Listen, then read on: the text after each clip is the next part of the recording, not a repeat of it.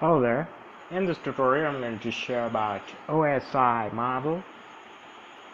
So, what is OSI model and why OSI model requires? Let me open one paintbrush. Okay, so before OSI model came to party and uh, became a conceptual model, there was a time when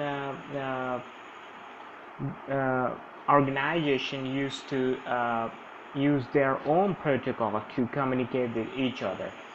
For example, a company like Apple uh, will bring Apple Talk, and the Apple machines used to communicate with each other.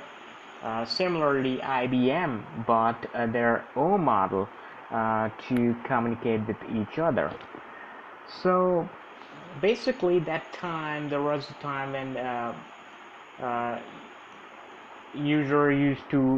the company used to manufacturer used to use their own protocol, and the, the the user which are using those particular devices will only be used those protocols, and people who bought different companies pieces, like for example, a person bought Apple machine or IBM machine, then they will deprive with each other, since protocols are different, and they won't able to communicate with each other. It's like English is like a Indian who mostly talk Hindi, uh, talking with or wants to communicate with a Chinese person who only knows Chinese. So they will not able to communicate with each other, then will deprive to communicate with each other, and so much problem will create between their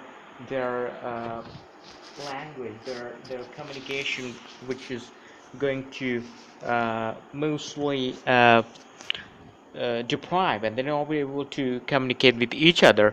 So that's what the reason why OSI model developed. In 1977,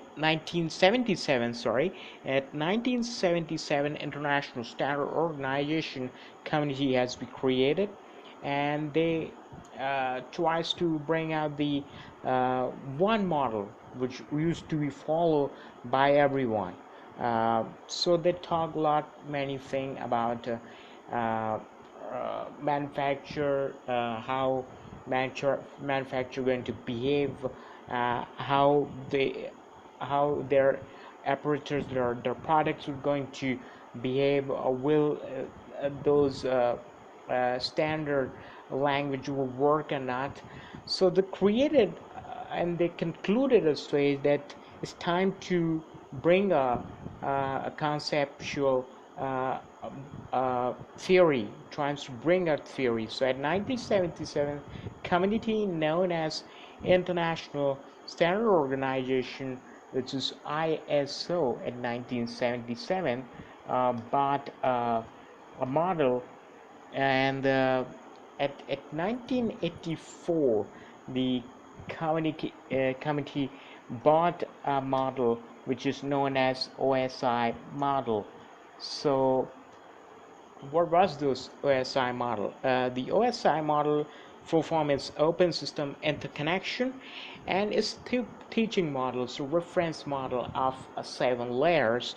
With 7 layers used to have uh, some working, and those working are still following by organizations. It's not a practical model, but it's a conceptual model by ISO, who used to bring a standard concept. So a standardization are bought, and a lots of almost all organizations nowadays used to follow that because of communication difference. Otherwise, whatever happen, that if for example, a particular manufacturer bought a new communication model or new protocol, then if for example if a user used to have two different manufacturers PC or device, then one are not able to communicate with each other. So currently and nowadays, after ISO, this thing has been overcome, and two different devices and nowadays are able to communicate with each other. So for example, I'm just going to show my uh, model. So what exactly the model is, so I just bring back the concept. Now actually OSI model have 7 layers, which is uh, physical layer, sorry, yes, physical layer, data link layer, network layer, transport layer, session layer, presentation layer, application layer. The first layer of the OSI model is physical, and the last layer of the OSI model is application. But at topmost we will able to feel that application is the one, but it's the last layer, the 7th layer, and these layers used to known as OSI stack, uh, OSI stacks. Now the upper 3 layers are known as application, presentation, session. These are known as upper layer. These are topmost, uh, and the remaining one known as lower layer. Lower layer.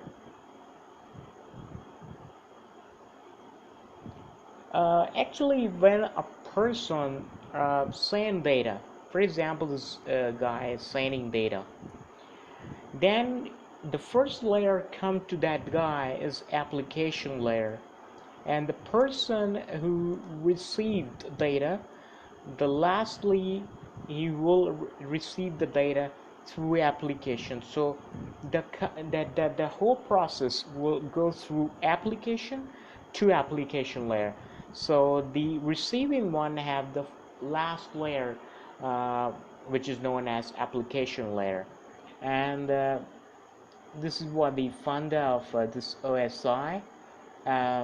By let tries to uh, find out the details. Now, physical layer is the first or the bottommost layer of the OSI model. This layer used to establish or terminate a connection to a communication medium. It also defines the electrical and mechanical specification like cables, connectors, signaling options of the medium.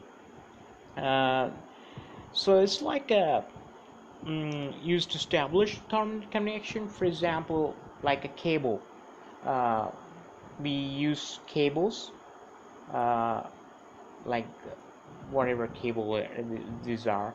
So we use cables to establish a connection, and because of those medium we able to send our data and receive our data.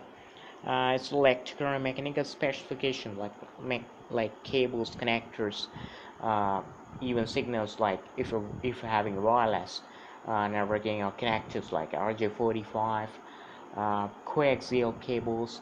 These are the basics of a physical layer. Um, so now the physical layer receives data from the upper layer called data link.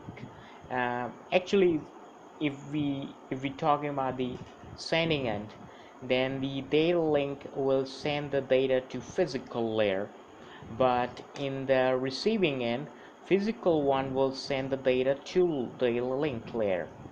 This is what the difference of physical will receive the data from data link at sending case, and a receiving case, physical will send data to data link layer. Now this physical layer having a couple of responsibilities are characters of media. What are the characters are? like a wireless device or wired device. Encoding defines the encoding type. For example, a data is encrypted, then have to see first whether data is distributed or encrypted. So before transferring the physical layer encodes the signal into electro-optical from depending upon the medium. Now, these 7 layers actually divide data with each other. We're not able to see those, but it's also a conceptual thing, but they divide the data.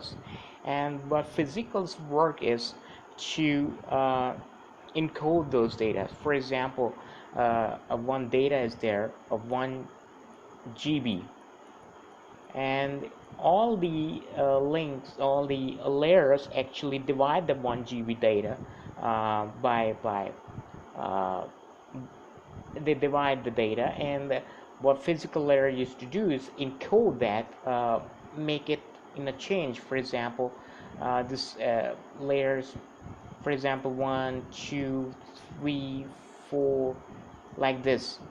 So these layers actually made the random thing. For example, they send the data first 4, 2, 1, 3, like this. They send the data first to like fourth data, second data, first data, third data. So physical first encode that, made a thing, fix those, that this is the first one, the second one. They actually the pieces, it actually fixed the pieces. You can see that if for example, uh, data actually divided by some random numbers, and they fix it, physical one. So encoding is the way. Now transmission rate, for example, you have to find out what transmission rate are, how much speed your data, your device having. For example, wireless or wired medium, both having different speed. It's also depend upon your speed uh,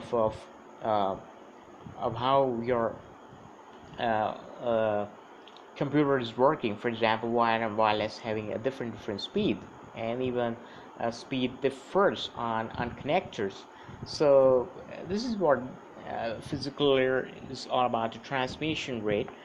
The transmission mode defines the transmission mode between two devices, um, like simplex, half duplex, full duplex.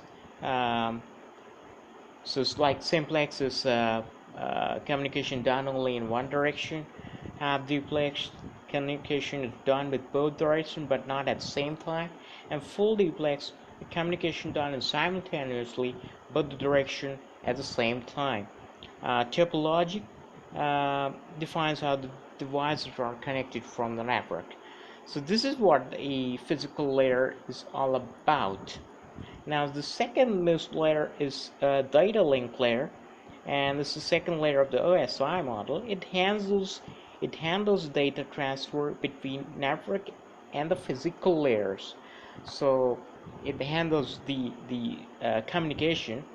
The data unit and the data link layer is also called as frame functioning of data link layer. So this is what the known as, how data unit is also known as. Data link layer receives data from network layer. It adds headers, trailers to the data and passes data to the physical layer. So like I said that, for example, a data is divided by each other. For example, 1, 2, 3. This is very conceptual way, like this data will go first, this data goes last. So it's a header and tailor, that this is first, so head, this is last, so tail, T.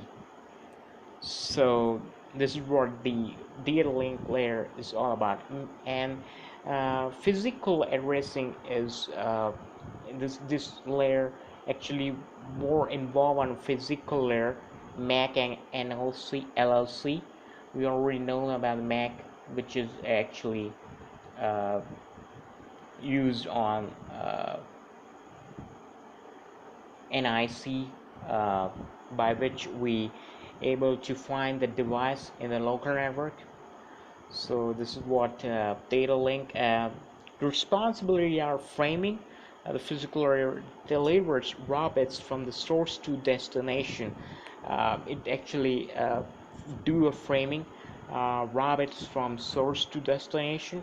During transmission, the value of the bits can change.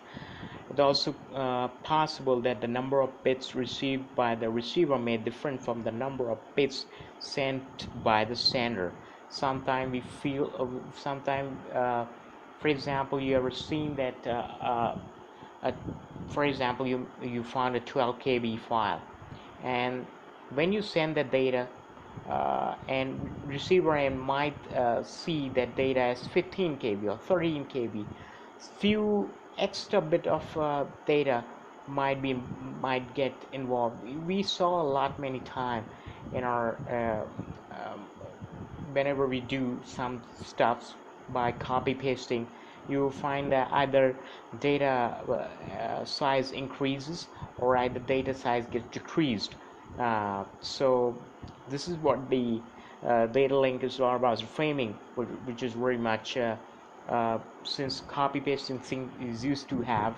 So that time we found that a few KBs get added, since a lot either because data never passes the raw material, they either divide it. So few thing here and there, few repetition of the data might also get added, but later will rectify as the test. Now, physical addressing is another responsibility of data link layer. Data link layers add headers to the frame which contain the physical address of the sender or the receiver. So it actually put a header, the where to go. This data will go where. So putting the whole addressing thing. Error control, for example, is another function of data link layer. Error control detects and corrects the error. For example, if some error happened during distribution of data, then data link layer's work is to error the correct error. So error control is another thing. Now the third layer we were talking about is network layer. You find this physical thing is working on media, data link layer on working on frames, and network layer working on the packets.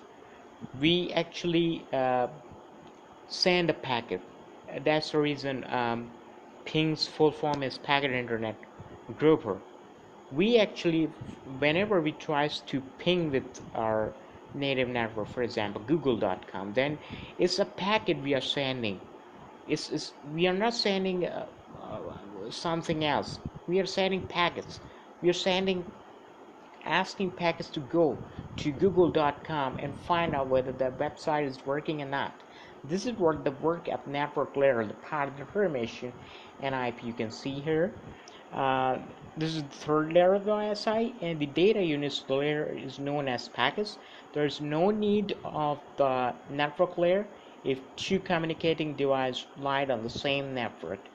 So, however, when the two devices are connected on a different network, the network layer is essential for providing source to destination delivery of packets.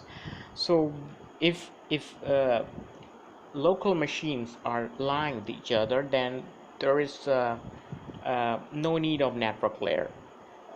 They knows the similarity. They knows they get familiar, as we all know that MAC address are essential one to finding and to sending data, and receiving data, and the local machine. So that doesn't matter a lot. Network layer, you find that whenever your computer didn't connect to the internet, you will get one IP address, and that is from a people. Basically, MAC address are capable enough to have a IP address, to have a sending IP address. So network layer won't work, and network layer only work when you have two different network and IP address. So its responsibility is logical addressing. Data link provide physical addressing, which is useful for local network. When the packet is destined for a device outside the network, require other addressing scheme to identify source and destination. So it's basically it is a 32-bit address that uniquely identifies the device connected to the network. So it's basically work on the network layer, whereas you work on the other network, which is source or destination should be having other networks. Routing is another responsibility. We already learned about routing, and routing is a process wherein a proper path is defined for the packets to reach the destination. Can be of two types, static and dynamic. We already worked on static and dynamic routing on server 2008. In static routing, the route to be followed the packets already set by the network administrator, because as a network administrator we have all rights to do routing physically, statically. The dynamic router will follow the packets decided at the time of transmission of the packet, and basically it tries to find the best possible path. Internetworking is also one of the thing which we work. Internet means connecting two or more computer networks together, means two different networks gets connected with each other. So either there will be a different type of LAN, MAN, WAN. Now this is what the network layer is all about. The fourth one is transport layer. This is fourth, and the data unit of that at this layer is known as segment. They actually segments the data. You can find that here, that basically segments the data, divided the data into the segments, for example like a box, and like that segments the data, and then can uh, make it differentiate. The network layer deals with source to destination delivery, and which packets does not recognize any relationship between them. On the other hand, the transport layer ensures the entire message reaches in order and handles error, error control and full control to source to destination. Okay, so the responsibility, service point addressing. There may be number of programs running at the same time on a computer. For this purpose, source to destination delivery should also include process to process delivery, so that they might mess up with each other. Data must be transferred from a specific process on one computer to a specific process of another computer to and to accomplish this port address is required. Now, another responsibility is segmentation and reassembly. Since data is segmented, and since it's segmented, then it should be required to reassemble that, so that data uh, reach in a good manner, in a correct manner. The connection control, transport provides either connection-oriented or connection-less service.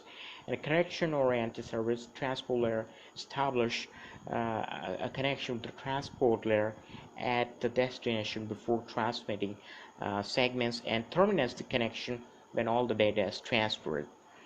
And another responsibility of transport is error control.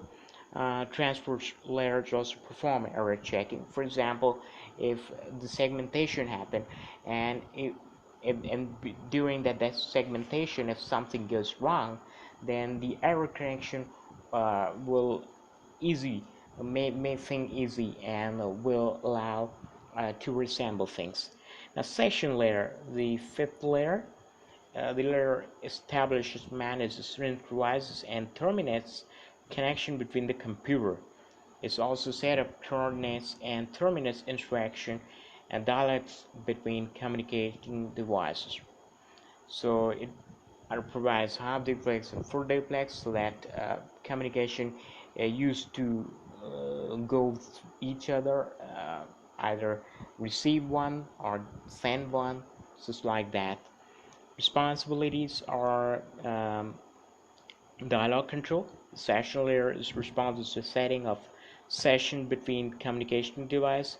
It allows two devices to enter into a dialogue. And another responsibility is synchronization. At the synchronization layer, checkpoints, uh, the synchronization used to have a bit form, are added into the stream of data to synchronize session, so that for example, 3,000 and 4,000 pages used to have. So uh, they made a checkpoints. For example, 3,000 pages are there, so they made a checkpoint of 100 and 200. So one means for them is 100, and then 2 means for 100. So they calculate like this, and they made a checkpoint, and they made things in a bit form, so that it able to synchronize very quickly. So the another, which is the sixth layer of the OSI model, is presentation layer. Now the data layer deals with layer deals with syntax and semantics of data exchange between two devices. Transfer data in the format that will be accepted by the application layer. For example, application layer access data of .rar file, so it actually deals with that the extension. So actually it's follows the data representation and encryption. So for example, the data having an extension of .rar, then it will present the data like that only. It's responsibility to translation. So data didn't send in the form of .rar or .exe. It actually converted something. So it basically received the data. It used to have that kind of policies to have the data. So the translation, what used to have the running program on the computer, exchange it in the form of character strings and a number. So sometimes, for example, if .rar file didn't work on some of the protocols, then give error message. Then actually the presentation word is to see whether that the extension is going to work or not. This is the work of presentation, that is really going to work or not for them. Encryption, the presentation layer also adds security to data by encrypting. For example, we are distributing data, and might be some virus going to attack, or might be computer have a virus. So it actually encrypt that, and to save the data from those local attacks. Also, the responsibility is compression, so that our data quickly passes out from our system, from our system's working model. So for example, 1G data is there, so it compress internally and tries to send smoothly to our network. Okay, another thing which is last is application layer. Now this is the seventh layer. It provides the means of the user to actually access information on their network using an application. For example, the txt file, you need a application notepad. .doc, you need a application word. .ppt, you need a application PowerPoint. So application layer, by the name you can understand that it basically able to interact ourselves with our end user. so that end user able to understand the program by using these applications .txt, notepad.dsc. So it's like that. So it's very convenient.